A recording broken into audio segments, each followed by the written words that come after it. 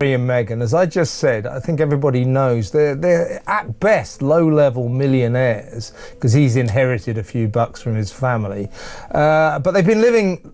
What was meant to be a charming birthday tribute quickly turned into a full-scale public relations meltdown.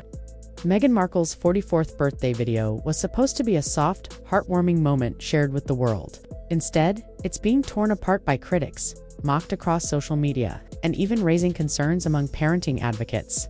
But what really happened in that carefully curated backyard video, and why has it sparked such an intense backlash? Before we unravel the disturbing truth behind Meghan's now infamous birthday clip, make sure to subscribe to the channel because the story you're about to hear goes far beyond awkward dancing. This is about reputation, control, and a collapsing brand wrapped in the illusion of motherhood. The video dropped exactly at midnight down to the second, not leaked, not shared by a fan page, not posted by a friend. No. This was a calculated PR move. Meghan dressed in designer clothing, barefoot on freshly manicured grass, swirling a glass of wine in one hand while twirling next to her children in a sun-drenched backyard.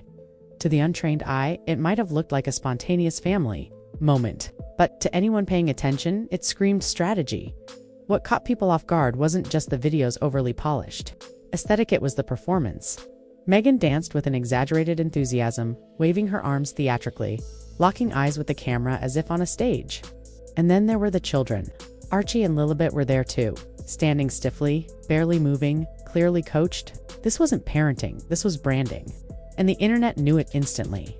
Within hours, hashtags like #Meghan birthday blunder and #nanny directed dance were trending. TikTok exploded with parodies, users lip-syncing Meghan's dramatic movements, overlaying mock applause, even mimicking the awkward sway of the wine glass. On Instagram, zoomed-in clips of the children's blank expressions were reposted with captions like, "This isn't a celebration, it's a commercial." Then came the professionals. Royal biographer Tom Bower, never one to hold back, called the video a grotesque display of self-promotion disguised as motherhood. In a separate interview, Lady Colin Campbell slammed it even harder, labeling the whole thing narcissism on full display and accusing Meghan of abandoning parental discretion for Instagram metrics. But what stung the most was the deeper implication. Meghan wasn't just making content, she was using her children as content. And in the eyes of many, that was unforgivable. Critics began drawing disturbing parallels to her past, specifically that infamous pregnancy dance she performed years earlier on live TV, dressed to the nines, rubbing her belly for the cameras.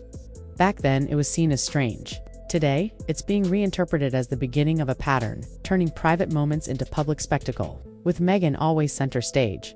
And yet, something was off this time. Something felt colder, more desperate. Where was Harry? He wasn't.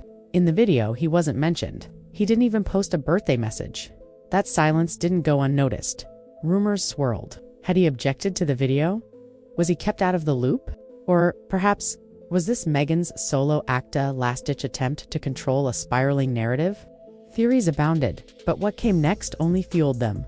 Lady C didn't mince words. Meghan wants the privileges of royalty, she said, without any of the responsibilities, including the sacred duty of protecting her children from the spotlight. She added that no mother should thrust her young children in front of a global audience for the sake of attention, especially not under the guise of a birthday celebration. Tom Bower echoed the same, going even further. He suggested the video wasn't about family, or even PR, it was about survival. Meghan's lifestyle brand is crumbling. Her deals are drying up. And this video, it wasn't just awkward, it was a lifeline, a cry for relevance, and it didn't work, because not only did fans not buy it, even her supporters started walking away. One prominent Instagram fan page, boasting over 200,000 followers and previously known for defending Meghan against every critic, quietly deleted the video just 24 hours after reposting it. Their reason? "We support Meghan, but we do not support using children for damage control." That one line said more than 1,000 comments ever could. This wasn't just public criticism. This was an internal fracture. The loyalty wall was cracking. The breakdown didn't stop there. Parenting blogs, usually careful to avoid celebrity controversy, published blistering commentary. One headline read, "Let kids be kids. Why Meghan's birthday video crossed a line." Another warned of emotional exploitation masked as maternal bonding. Experts chimed in, noting that Archie's hesitance and Lilibet's expressionless gaze were red flags not of abuse, but of discomfort, confusion, and most of all, performance fatigue. The public reaction grew harsher with every passing hour. Not because people enjoy hating Meghan, but because many felt betrayed. For years, she has positioned herself as a fierce protector of privacy. Remember the lawsuits? The demands for blurred faces? The long-winded editorials about shielding her children from the media? This video blew all of that to pieces. And there was no walking it back? What shocked insiders was the silence. Normally, Meghan's team is fast. When backlash hits, they move with speed-dropping statements, placing friendly coverage, spinning headlines, but this time, nothing. No clarification, no retraction, not even a half-hearted repost from a Sussexalite account. Just silence. PR professionals were stunned. Anna Whitmore, a top-tier Hollywood fixer known for turning scandals around, said bluntly, "This video did more harm than good. It didn't humanize Meghan, it exposed her." She pointed to the wine glass, the designer clothing, the soft filtered lighting. It's branding disguised as bonding, and people can tell. But here's the kicker. It wasn't just about attention. It was about money. The birthday video wasn't some innocent family keepsake gone viral. It was, many suspect, a poorly disguised product promo. Eagle-eyed viewers noticed wine bottles strategically placed in the background. Not just any wine, her wine. The same label she's been struggling to get off the ground for months. The same wine mocked across social media as Grape Expectations and Meghan Merlot. Now, critics are accusing her of using her own children not only for emotional engagement but also for product placement. And that's not just distasteful, it's dangerous. Because in trying to rescue her brand, she may have ended it. Hollywood is taking note. Sponsors who were once on the fence are now quietly pulling away. Insiders say Meghan bypassed her advisory team to rush the video out at midnight, hoping the viral momentum would rescue her public image. Instead, it cratered it. And Harry, still missing, still silent. One British tabloid ran a headline that read, "When your husband skips your birthday dance, is he even still in the picture?" It may sound like clickbait, but it hit a nerve. Meghan's marriage, once the centerpiece of her brand, is now under scrutiny. And for the first time, it's not just gossip columns asking questions. It's mainstream analysts. Respected royal editor Richard Palmer spoke on a UK morning panel and didn't mince words. If this was a working royal, Parliament would raise the alarm. Children were shown in vulnerable, emotionally charged moments, filmed and published for global consumption. This wasn't a leak, it was a production. And therein lies the problem. You can't build a brand on privacy while marketing your children like accessories. You can't claim to protect them while uploading videos that turn them into symbols of your survival. And you definitely can't ask the public for sympathy while sipping Chardonnay in a choreographed dance at midnight. The hypocrisy is suffocating and the damage potentially irreversible. As the video continued to circulate, so did the commentary. And not just from critics, from former allies. People who once defended Meghan as a misunderstood outsider now began using words like calculated, inauthentic, and exploitative even. Tina Brown, respected journalist and one of the last people to speak with Princess Diana before her death, hinted at something deeper. In a recent segment, she stated that Meghan and Harry are poor by billionaire standards, and that Meghan may have vastly overestimated Harry's fortune. Brown quipped, "She thought she married into billions. She's realizing now he had barely millions." And that's when the financial layer started peeling back.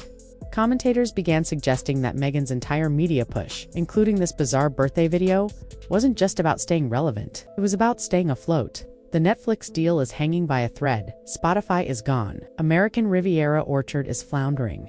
And now, with the birthday video turning into a PR catastrophe, sponsors may begin cutting ties quietly, permanently. As one analyst put it, this wasn't a celebration. It was an emergency broadcast. And the strategy, if there was one, has failed spectacularly. Not just because the video was awkward, not just because the children looked uncomfortable, but because it broke a cardinal rule in public life. Don't lie to your audience. Meghan has spent years telling us she's a private mother, that she protects her children from the press, that she wants them to grow up away from the cameras. And now, she's showcasing them as emotional props in a desperate bid to recapture public affection. Worse still, her silence on the backlash only amplifies the damage. Normally, a publicist would issue a statement clarifying the video's intent, maybe stress that it was shared only with friends, or say it wasn't meant to go viral. Instead, there's nothing. And when there's nothing, the public writes the story for you, and the story they're writing now. It's brutal. YouTubers are dissecting the footage frame by frame. TikTokers are lip-syncing Meghan's moves in parody. Even casual viewers are asking, why are we watching this? Why are we seeing them? One viral tweet read, "If this is what her PR team approved, I don't want to see what got left on the cutting room floor." Then came the ultimate irony. The woman once hailed for breaking away from royal tradition is now accused of staging content more controlled, more polished, and more emotionally detached than the monarchy she left behind. At least the royals, critics say, have a protocol. A line they don't cross. Meghan crossed it and dragged her kids with her. Public trust is fragile, and when it breaks, it doesn't just disappear, it turns against you. This isn't just a birthday backlash anymore. It's a credibility collapse. A dramatic, painful unraveling of the very image Meghan has spent years constructing. And here's what makes it worse: it didn't have to happen. There was no pressure to post this video. No deadline, no obligation. This wasn't leaked. It wasn't part of a documentary. It was a choice, one that now looks like a career-ending misstep. In the hours following the video's release, what should have been a warm flood of birthday wishes turned into a wave of public concern. Parenting advocates began speaking out. Royal commentators pulled no punches, and PR strategists, some of whom had once praised Meghan's media savvy, even loyal Meghan defenders, were split. The silence from her own team raised suspicions. If this video was truly just a personal, celebratory clip, why no defense? Why no counter-narrative? Why not at least acknowledge the backlash? Because here's the reality: no one can ignore anymore. Meghan Markle has reached a tipping point. Not in fame, not in headlines. In public trust, she was once the woman who stood for reinvention, who left a monarchy, who challenged the system, who called for privacy, compassion, and authenticity. But now, she's being accused of betraying all of that for attention and, worse, dragging her children into it. Lady Colin Campbell said it best: "You can't demand protection from intrusion while building an empire on exposure." And now, that contradiction is coming home to roost. The conversation is shifting. It's no longer just about Meghan's awkward dancing or Harry's vanishing act. It's about values, boundaries, the thin line between content and exploitation. And speaking of Harry, his silence is deafening. Not a cameo, not a quote, not a birthday caption, nothing. This was Meghan's show, her vision, her execution. And that lack of spousal presence didn't go unnoticed. Was he unwilling to participate? Did he object to the children being filmed? Or is something deeper going on behind the scenes? Because while Meghan's video was busy racking up criticism, Harry's latest documentary project reportedly flopped, debuting at a humiliating 383rd on Netflix's internal charts. And with streaming deals drying up, brand partnerships vanishing, and public sentiment turning hostile, the pressure is mounting. They need a win badly, but if this birthday video was meant to be that win, it failed on every front. It didn't restore Meghan's image, it didn't endear her to the public, it didn't sell wine. What it did was pull back the curtain and expose the desperate machinery of celebrity branding, built on borrowed fairy dust and camera-ready smiles. And now? The question isn't how Meghan recovers, it's if she can recover at all. Because in a culture where authenticity is currency, where children are meant to be protected, and where even Hollywood demands emotional honesty, Meghan's birthday video wasn't just tone-deaf. It was a breaking point.